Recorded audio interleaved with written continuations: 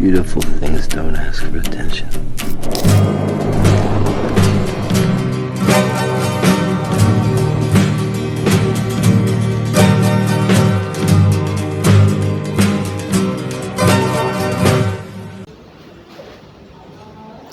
Assalamualaikum warahmatullahi wabarakatuh. Salam sejahtera untuk kita semua.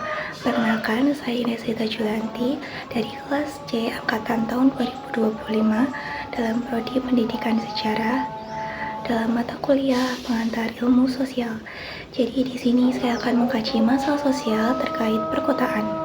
Kali ini saya akan menyoroti tata ruang dan masalah kurangnya lahan terbuka hijau di daerah perkotaan Yogyakarta. Kota Yogyakarta dikenal sebagai kota pelajar dan kota wisata. Seiring berkembangnya waktu, pertumbuhan penduduk semakin meningkat dan pembangunan menjadi semakin pesat. Pertumbuhan kota yang tidak terkendali mengakibatkan banyaknya alih fungsi lahan dan semakin berkurangnya daerah lahan hijau. Daerah perkotaan yang padat penduduk, termasuk di ganggang daerah kota Yogyakarta, semakin sulit ditemukan lahan terbuka hijau. Kurangnya lahan terbuka hijau dapat menjadi masalah serius. Dampaknya seperti berkurangnya daerah resapan air. Kurangnya daerah resapan air ini dapat dibuktikan dari banyaknya jalan beraspal dan dicor yang dikhawatirkan ketika musim penghujan tiba dapat mengakibatkan banjir. Penurunan kualitas udara juga menjadi masalah serius karena berdampak pada kesehatan penduduk. Banyaknya kendaraan bermotor dan masalah kemacetan yang terjadi menjadi salah satu faktor penurunan kualitas udara. Selain itu, peningkatan suhu udara menjadikan kota Yogyakarta semakin panas. Saya juga melakukan observasi dengan mengamati daerah perkotaan. Dapat dilihat bahwa jalan yang saya lewati hanya berupa area komersial. Terdapat beberapa pohon yang ditanam di pinggir jalan, namun pohon tersebut hanya digunakan sebagai hiasan. Dilihat dari bahwa pohon yang ditanam justru dicor, hal itu justru tidak dapat menambah daerah resapan air. Saya juga menelusuri ganggang padat penduduk. Tidak ditemukan lahan terbuka hijau di sini. Masalah kurangnya lahan hijau ini sangat mengkhawatirkan. Di wilayah kota Yogyakarta, sangat sulit mendapatkan lahan kosong untuk dijadikan ruang terbuka hijau atau biasa disingkat RTH ini. Salah satu persoalan yang dihadapi yaitu menurunnya permukaan air tanah. Hal ini disebabkan bertambahnya lahan permukiman dan maraknya pembangunan hotel di Yogyakarta, apalagi di kawasan Malioboro. Dari sisi ekonomi, pertumbuhan ekonomi di Yogyakarta mengalami peningkatan. Namun dari sisi pembangunan berkelanjutan dan pembangunan kualitas hidup manusia justru semakin menurun. Untuk memperbaiki tata ruang kota Yogyakarta dalam menghadapi berbagai kompleksitas permasalahan pembangunan, diperlukan kesadaran pemerintah kota dan masyarakat dalam mengatasi masalah tata ruang ini. Arah pembangunan harus mengedepankan konsep pembangunan berkelanjutan untuk menciptakan kota yang sehat dan nyaman bagi penduduknya.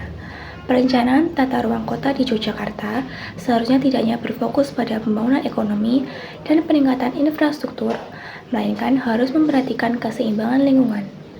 Beberapa tahun ini, perkembangan kota di Yogyakarta mengalami peningkatan pesat mengakibatkan alih fungsi yang berubah menjadi area komersial dan area permukiman. Padahal, ruang terbuka hijau sangat penting bagi keberlangsungan kota. Ketika aspek lingkungan diabaikan dalam perencanaan tata ruang, hal itu akan mengakibatkan ketidakseimbangan kota Yogyakarta.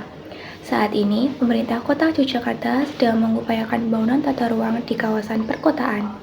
Sebenarnya sudah tercetus ide untuk melakukan penambahan lahan hijau di area Sungai Opak dan Sungai Progo. Namun, pemerintah juga tidak bisa dengan bebas melakukan penggusuran. Hal ini dikarenakan banyak penduduk yang tinggal di daerah sekitar. Pemerintah juga tidak bisa mencabut kesejahteraan rakyat dengan seenaknya. Untuk menangani hal ini, pemerintah kota Yogyakarta menetapkan melalui peraturan seperti Rencana Tata Ruang Kota Wilayah (RTRW) dan Rencana Detail Tata Ruang (RDRT). Hal itu dilakukan untuk mengoptimalkan penggunaan teknologi dan partisipasi publik.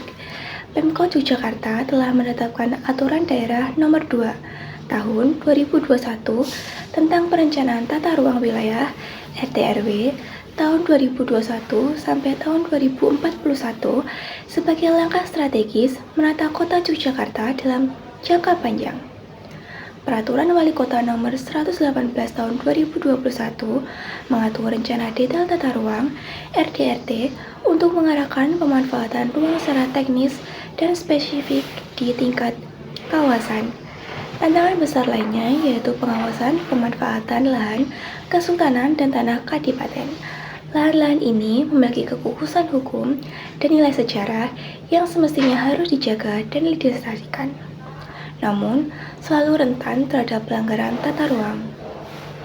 Pemkot menegaskan pentingnya penegakan hukum dan pelibatan akademis, aktivis, dan warga agar tata ruang tidak hanya sesuai aturan, tetapi juga responsif pada kebutuhan masyarakat. Pembangunan dan pengupayaan lahan hijau juga terus diusahakan oleh pemerintah.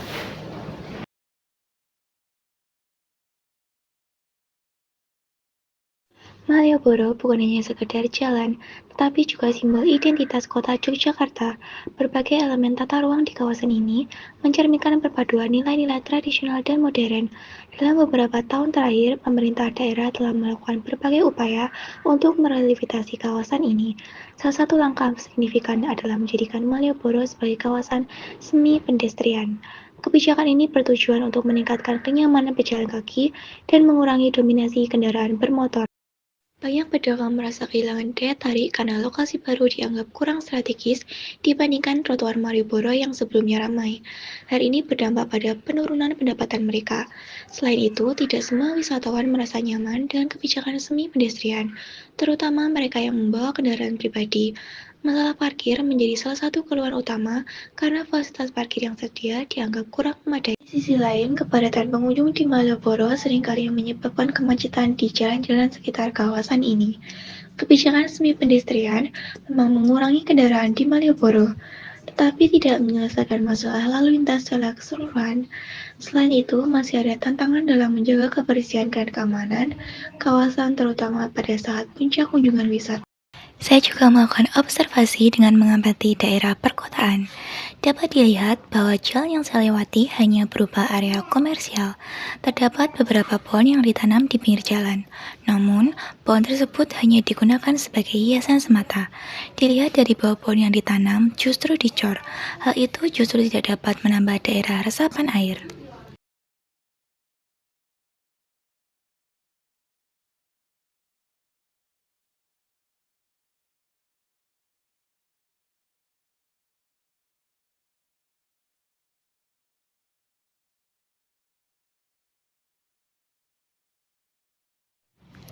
Saya juga menelusuri gang-gang padat penduduk. Tidak ditemukan lahan terbuka hijau di sini.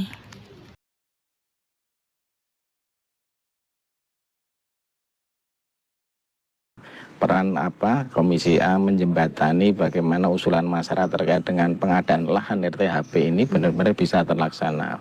Karena kita sering di kampung ini kan kita susah untuk mencari ruang terbuka hijau publik yang begitu untuk kegiatan masyarakat, kemudian untuk berdiskusi, kemudian juga mungkin untuk ngomong anak, ngomong cucu. Ini walaupun kan kita sebenarnya susah. ada ya, walaupun Pak? ada, Okay. Jadi kan memang ini perlu ada benar ruang-ruang ini memang harus disediakan oleh pemerintah.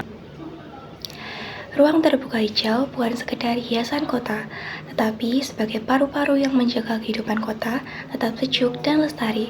Tata ruang seharusnya tidak hanya berfokus pada pembangunan fisik dan pertumbuhan ekonomi, tetapi juga harus mengarah ke pertumbuhan yang berkelanjutan.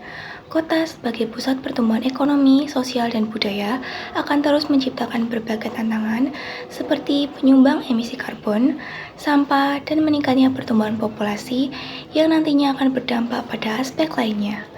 Pertumbuhan kota yang berkelanjutan akan menciptakan lingkungan yang sehat dan nyaman untuk generasi yang akan datang.